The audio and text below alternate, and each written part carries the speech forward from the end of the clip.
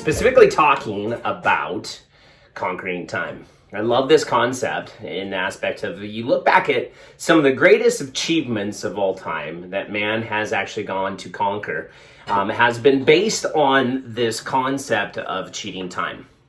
Conquering time, meaning the one thing that most people would say is it is relative, but it's one of these things that you can't get away from, right? We all age, we all actually succumb to time. There's 24 hours in a day and everybody's got the same. But this concept of leaving a legacy, leaving something behind that is more than you, is the one quest that man has done for eternity. And so I was reading this book by Daniel Borstein for the second time called The Creators. And The Creators, he just goes through everything. If you haven't read the book, go into it. It's very analytical. I mean, just very factual, historical.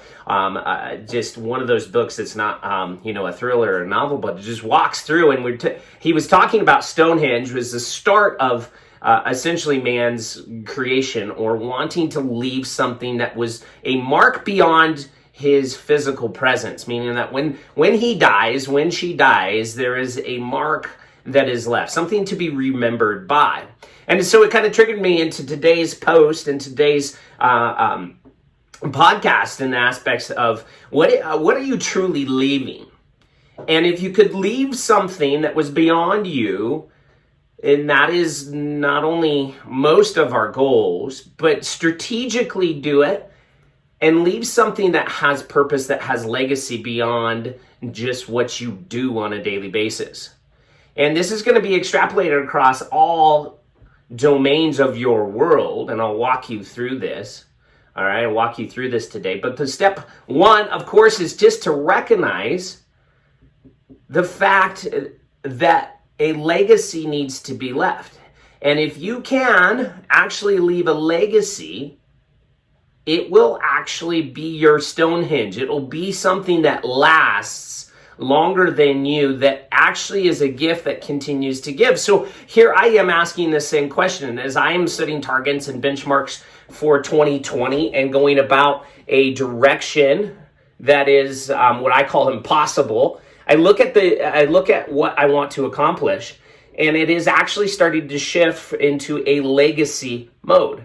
Isn't it funny? If you are close to my age, which is the mid-40s, everything is kind of like, okay, we've secured.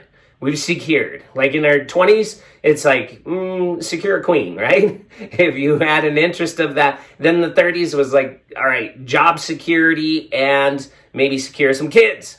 And then in the 40s, it's like, okay, everything's secure. Now I got to start thinking about legacy. What am I doing all this for? Right? What am I doing all this for, and what am I leaving behind? Like, if I was to actually ask my kids, like, what do they remember me for? What would that look like? What would that sound like? And this is coming off the last podcast where it's literally struck by lightning in a plane. Asking the question of, like, my gosh, if I drew the line today, what would be left? What would be left over? What would people remember me for? What is my Stonehenge? And the reality is, most of what I've done would fade off. It would fade off with time. There'd be a couple pictures hung on a wall. Likely my queen would move on. Raising the kids. We've often talked about this. And we had the conclusion that if the other one dies, you're supposed to go on like a huge vacation and buy a sports car. Because I've funded my life insurance at a point that will be flexible. And you realize that you're worth more dead sometimes than you are alive. Except I have potential. All right? And that's the concept. We have potential. We have the human potential that I can elevate. I can elevate this if I learn more, if I become more, if I become more than what I was yesterday, if I become in 2020 a version that's never been seen before, I can be this new version, leaving a legacy that is beyond me. And so the second part of this is the question, like I started the question, is that what am I leaving behind? If there was some remnant of Todd, some remnant of you that you were going to leave behind, what would that look like? What would you want it to look like? And see, here's the other question. is if that's what you can answer that question and that's what you want in life, like, hey, I'm totally want to leave this. And if nothing else, boom, here it is. Are you strategically and consistently doing what you need to do to leave that legacy behind? Most of the time, the answer is like, no. It's no. It's a negative. One big fat negative. Because we often want certain things in life and dream that it would be this way, but we don't put the action steps behind it to be able to create that. And so the tip and the trick today is going to lead you down just a quick little path of a way that you can actually strategically leave that legacy behind. And I'm going to show you some examples of what I do to do that on a daily basis. Not perfect, but it is consistent. And it is slowly laying a foundation. So, a couple things. I got into Instagram and started just writing. Just like my journal comes alive in my Instagram. I did that. People are probably like, what the hell? Like deep thoughts with Todd. If you've seen my Instagram, I don't really care. I don't really care how many likes it gets. I don't really care like if people are participating, following, things like that. That wasn't the goal. The goal was specifically to strategically start documenting what I am going through, my journey of what I discover every morning in my meditation and prayer, what I actually go through in my thoughts and rearrange those thoughts and try to make them more of a productive angle to a point that I could print up my Instagram and actually write a book. Like literally just organize it and write a book. And I'm doing that. I'm doing that in this other avenue called the Stack, which I run with a group of men, powerful men. Not that there's not powerful women, but it's just exclusive men, powerful men in a direction. And we have this common purpose, common goal to have it all in a group, have it all as a dad, as a father, as a husband, as a business owner. And we have this thing called the Stack that was created. And version of Byron Katie's Loving What Is. I've mentioned that a lot, but the Stack gets me organizes my thoughts on a daily basis. Why am I thinking about this? Why am I feeling this? And so the Stack actually gets me in a direction that I can actually deal with my feelings, deal with an idea, deal with thoughts, deal with a trigger from somebody else. Like somebody else did something that triggers me. I can walk through this to a point of actually organizing those thoughts and turn them into a laser focus, boom, shot right in my right direction where I want to go. And in the Stack, I'm further documenting my thoughts and how I process through some things. And I'm building a legacy that is daily done. I'm building a legacy of sharing my thoughts and emotions and gratitude to my kids on a daily basis. And I do this via form of, you'll see behind me here, some notes. And they're simple. And I can walk you through that. You can message me for more information on that. But it's just a love letter on a daily basis. Hey, this is what I appreciate you for. Like, thanks for showing up. And thanks for doing this. Thanks for doing the trash. I love how fast you can run. I love how you get passionate about this. I love how you fight with your brother or sister. I love your fire behind that. And do the same thing with my queen. And sometimes it's a text. Just a simple gratitude, simple appreciation, love, honor, respect. And see, this is laying a legacy because they get to know how I feel. What are my thoughts? Well, my thoughts die with me. However, what if there was a book in the scripture of me writing with my connections, the way I process through life? Would that be valuable to my kids? Yes. I said yes, absolutely, 100%, if I could leave that. More so even creating something that journey leads to a physical journey, like walking through here, but the physicality of this, for me, would be a dynasty of a healthcare facility that literally turns healthcare upside down and moves people in a direction of actually seeking and gaining health rather than managing disease. And so I'm passionate about that. And so there could be a physical manifestation of my legacy that's left behind. But it starts with the strategy of day in and day out pouring into my kids of what I'm doing. Actually opening the door on my head to be able to purge and get down onto paper or down into some digital format.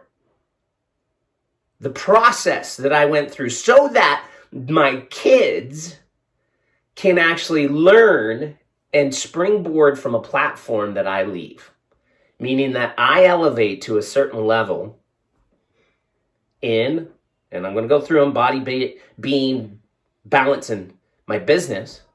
I elevate to this certain level so that they may actually start from that level and elevate beyond what I could ever even imagine.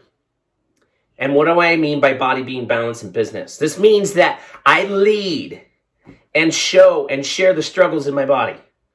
Like, this is what I'm going through. This doesn't feel well. This is how I conquered this. This is how I overcame all these types of things. And in my spirituality, how I found God, lost God, shunned God, come back to God, whatever that may look like for you. It's your story. It's your journey. But no doubt becomes scripture for your kids. And I know some of you may be thinking right now, well, that's blasphemous if you're religious. How dare you think that what you have to offer is greater than what the good book has to offer?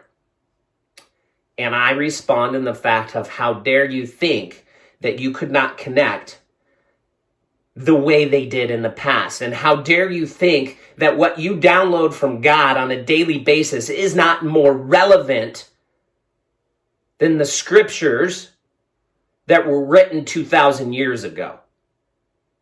And so in life, I create. In life, I start to share my experiences in my spirituality. And I start to lead them in spirituality, not religion. We'll study religion. That's easy.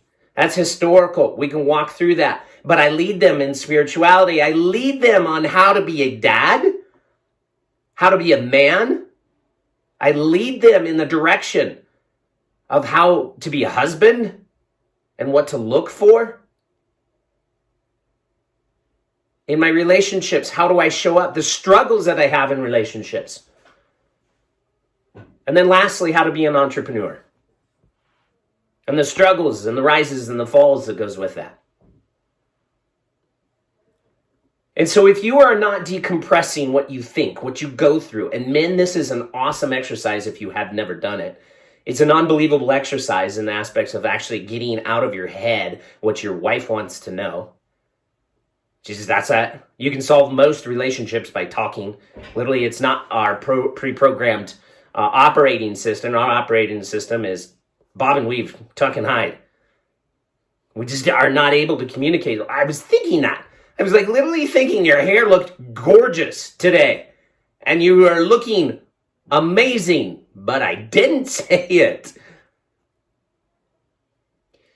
So I ask again, what strategy do you have? And we wrap it up with this. What strategy do you have to strategically and purposefully get out of your head what your family needs to know? And if you don't have anything, consider just writing, journaling. And not just once a week, daily. Daily. Starting to write scripture. Start to leave your mark. Because at the end of the day, as we roll into the holiday season, they're not going to remember the gifts that you gave them. They won't remember the meal that you had. They'll remember a memory. They'll remember the love and the connection, no doubt. But in general, all of your legacy is going to come down to what you leave as a breadcrumb trail behind that becomes relevant in somebody else's life down the road. Meaning your breadcrumb trail, somebody connects with it. And we've done this before. I've often been shared a scripture and we're like, what are you, isn't this awesome? Like, no, it's totally not relevant for me right now. Sorry. I mean, I may impact you in your life right now where you're at, but I don't know. Good for you. High five. And that's when you know what you're going through it's a journey. as an individual. And nobody's going to save you. Nobody's going to cure you. Nobody's going to do anything for you. You must stand up and leave it yourself. You leave your legacy yourself. And so step one, ask the question, what would I be remembered for? And step two, am I strategically doing something that would lay that foundation, that people would know my wants, my wishes, my hopes, my dreams? And then you'll find along the way that you are actually creating it. There's going to be a physical manifestation as you put this stuff out into the universe on paper, in digital format, whatever. There's all sorts of stuff. Moleskine, there's all sorts of apps out there. I'm trying to think of one I used to, Evernote. Evernote was a great way to document all these things, but are you doing it strategically on a daily basis? Do you journal and put all this stuff out there? Because if you're not, every thought that you have, every download that you got, every struggle that you had and went through is dead. It literally dies with you. So consider today, starting, if you haven't for 2020, getting the optics out there to actually put forth what your book would look like if you were to write it today. What would you leave behind? What would you want your kids, your queen, to know? Your significant other, to know? And then truly, ladies and gentlemen, that's when you conquer time. It is truly when you conquer time. When it gets left behind and still continues to give without you physically being anywhere. Happy holidays, Merry Christmas. We're going to do another podcast tomorrow on Christmas Eve, because we have time and space to do that.